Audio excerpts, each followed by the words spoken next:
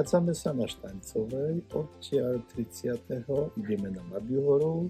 Pre tých, ktorí nevládzu, ktorí chcú viac intelektuálne prežiť ten deň, tak tých pozývame do Hajovne Hviezdoslava. Tam budeme promovať, propagovať novú knihu Guido Urbana.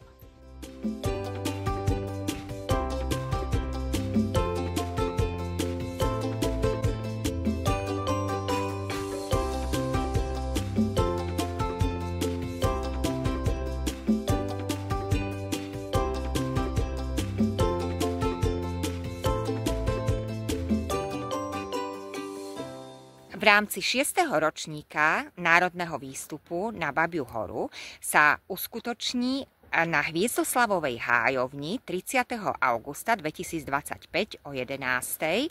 aj slávnostné uvedenie do života najnovšej publikácie z vydavateľstva Matice slovenskej. Ide o druhý diel spomienkových memoárov Mila Urbana Kade tade po Halinde. A určite medzi nás príďte, pretože budeme sa rozprávať aj o živote Mila Urbana s jeho synom Cyrilom Urbanom. Tešíme sa na vás.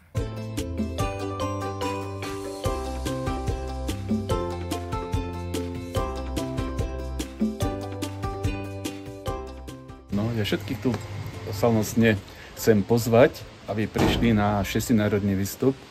Bude ozaj veselo a program je veľmi bohatý. To vás všetkých vítame.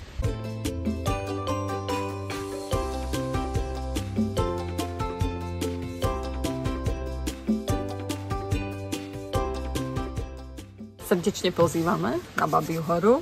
Bude intelektuálne, bude veselo, uvidíte krásne výhľady, porozprávame vám veľmi zaujímavé veci, prejdeme sa proste kade tade po Halinde a bude nám fajn. Takže 30. augusta 2025 6. národný výstup na Babiu horu.